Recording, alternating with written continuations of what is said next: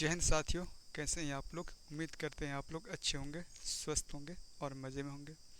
जैसा कि आप लोग का डिमांड था कि क्लास 11th का मैथ स्टार्ट कर दीजिए आप।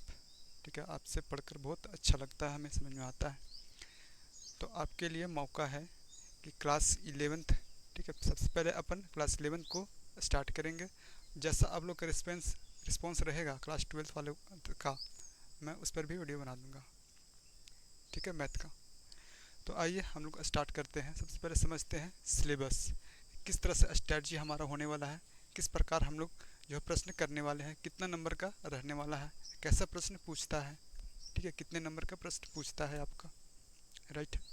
चलिए, और इसमें कौन सा आपका जो टॉपिक है जो कि क्लास 12th में भी पढ़ना है, सारी चीज़ डिस्कशन करेंगे इस सेशन में।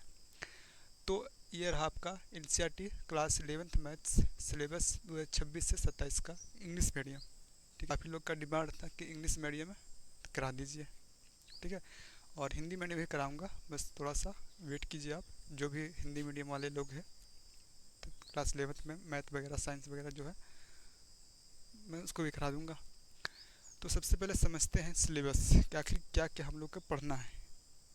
ठीक है, और कौन सा नंबर कितना नंबर का इस चैप्टर से आएगा। देखिए, सबसे पहला चैप्टर हमारा है सेट्स। ठीक है, सेट्स। उसके बाद आपका relation and function, relation and function दूसरा चैप्टर। तीसरा चैप्टर रहने वाला है ट्रिग्नोमेट्रिक फंक्शन। चौथा आपका complex numbers and quadratic equation. कहीं ना कहीं आप लोग ये सब जो है ना, कहीं ना कहीं आप लोग पढ़े हैं थोड़ा थोड़ा पीछे, क्लास 10th में, 9th में, 8 में। ठीक है, तो आपको थोड़ा थोड़ा ही पढ़ना है, उसके बाद पूरा पूरा आपको क्लास 12 में पढ़ना है। ठीक है, तो complex number and quadratic equation, फिर आपका लीनियर इनइक्वालिटीज़। ठीक है, परमुटेशन एंड कॉम्बिनेशंस, आपका बाइनोमियल थ्योरम, आपका सीक्वेंस एंड सीरीज भी पढ़ना है आपको, स्ट्रेट लाइन पढ़ना है, कोनिक सेक्शन पढ़ना है, introduction to 3 dimensional geometry, limits and derivatives, statics, आपका प्रोबेबिलिटी। ये तो आप लोग खूब पढ़े हैं। ठीक है, ये दोनों स्टैटिक्स और आपका प्रोबेबिलिटी। तो आपका मेन मुद्दा ये है, आपका पूरा का पूरा सिलेबस क्लास 11th का मैथ का। ठीक, इतना सा आपका मतलब 14 चैप्टर पढ़ना है। 2 और चैप्टर है, मैथमेटिकल मॉडलिंग करके है, और एक आपका इनफाइनाइट सीरीज वगैरह करके है, वो भी। इसमें कौन कौन सा चैप्टर जो है ना, कितने नंबर का पूछाएगा। ठीक है, इसको 5 यूनिट में पढ़ना है। कितना यूनिट में? 5 यूनिट में। आपका जो है क्लास 11th में, ठीक है, टोटल जो है मैथ का सारा 100 नंबर का पूछता है।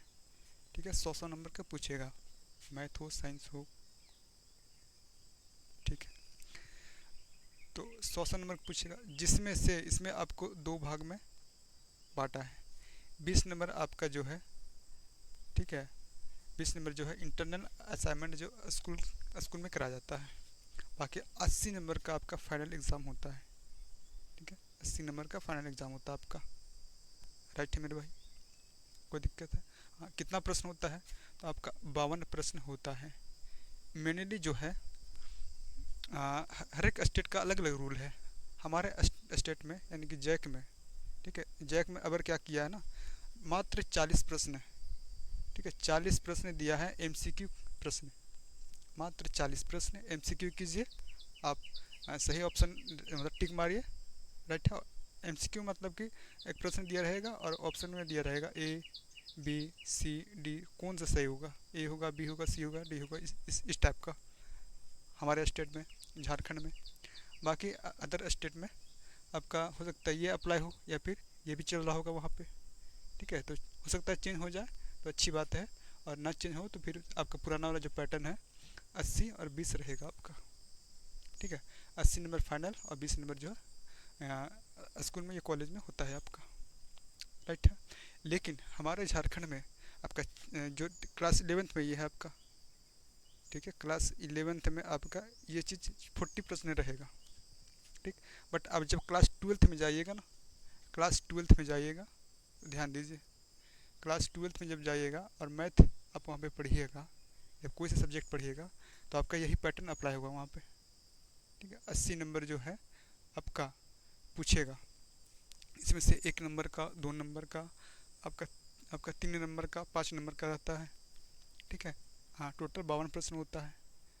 झारखंड के बात कर रहा हूँ मैं, झारखंड का, जैक बोर्ड से। ठीक है।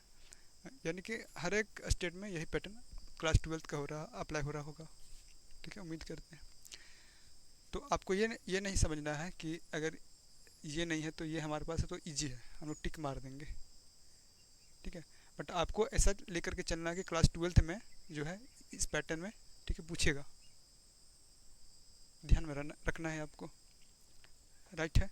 चलिए, तो टोटल 52 प्रश्न, जिसमें से आपका 5-5 नंबर का भी रहता है, 3-3 नंबर का, 2-2 नंबर का और 1-1 नंबर का रहता है। राइट है। चलिए, तो कौन सा जो चैप्टर है वो कितना कितना नंबर का रहेगा देखते हैं। देखिए मेरे दोस्त, देखिए आपका ये है सेट्स, रिलेशन फंक्शन और ट्रिग्नोमेट्रिक फंक्शन। ठीक है, इसको बोला जाता है सेट्स एंड फंक्शन। इससे आपका एग्ज़ाम में क्लास 11th में आपको इस चैप्टर से आपका 23 मार्क्स का पूछेगा, 23 नंबर का पूछने वाला है इन तीनों चैप्टर से। ठीक है, आपका 5 यूनिट में पढ़ना है इसको, यूनिट 1। ठीक है, यूनिट 1। राइट। अब देखिए आपका अलजेब्रा। ठीक है, यह रहा अलजेब्रा। अलजेब्रा आपका जो है, आपका मेनली जो है 5 चैप्टर आएगा।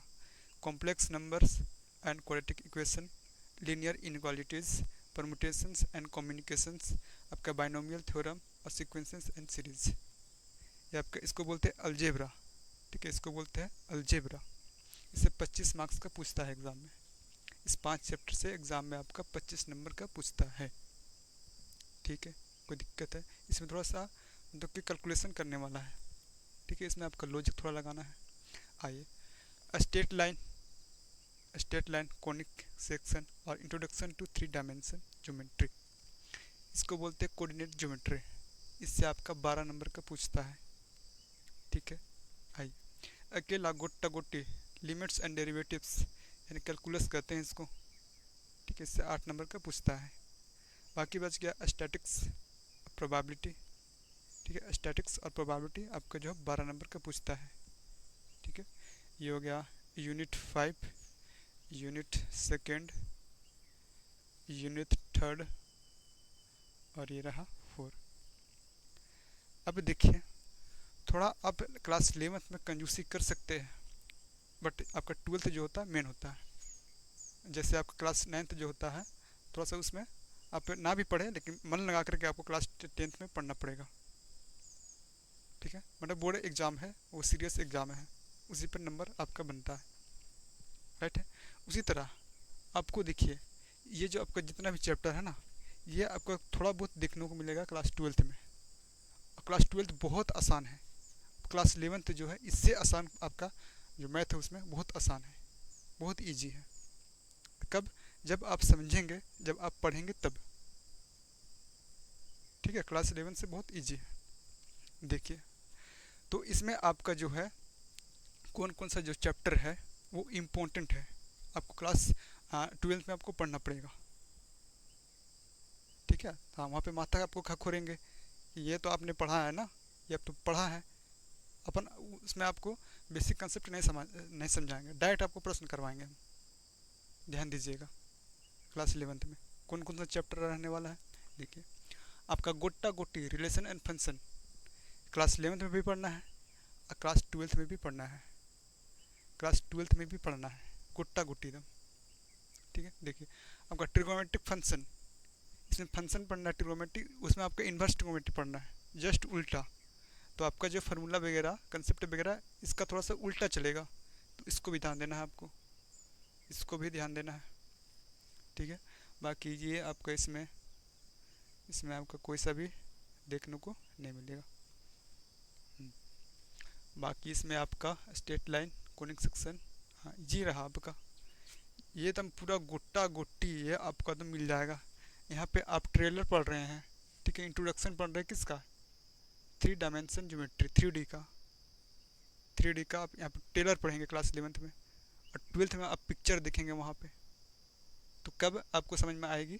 जब ये वाला जो है थोड़ा सा आपको इसमें जोर लगाना पड़ेगा, मेहनत करना पड़ेगा, अच्छे से पढ़ना पड़ेगा। ठीक है, बाकी ये रहा आपका डेरिवेटिव्स। ठीक है। डेरिवेटिव्स जो है आप यहाँ पे डेरिवेटिव्स पढ़ेंगे और उसमें आपका क्लास 12th में आप इसका एप्लीकेशन पढ़ेंगे, ठीक है, एप्लीकेशन पढ़ेंगे। तो कंसेप्ट वगैरह आपका यही चीज़ यही वाला लगेगा उसमें, ठीक है।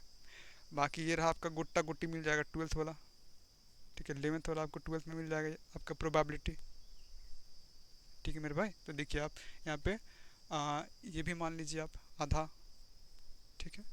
तो एक चैप्टर 2 3 4 5, ठीक है। यानी कि 5 जो चैप्टर है ना, आपको ध्यान से पढ़नी है, थोड़ा अधिक जोर लगाना है इस पर, आपको वहाँ पे समझ में परेशानी ना होना चाहिए, ठीक है। तो मैंने समझा दिया कि आप लोगों को कि किस तरह से एग्ज़ाम में पूछेगा, ठीक है। हमारे झारखंड में मात्र 40 प्रश्न पूछता है, ठीक है, टिक मारने वाला MCQ प्रश्न, OMR सीट पर बिंदु वगैरह लगाने वाला। बाकी अदर स्टेट में जो है 80 नंबर का पूछता है और 20 नंबर जो है हमारे यहाँ भी पूछता था, बट 1-2 साल से चेंज हुआ है, ठीक है।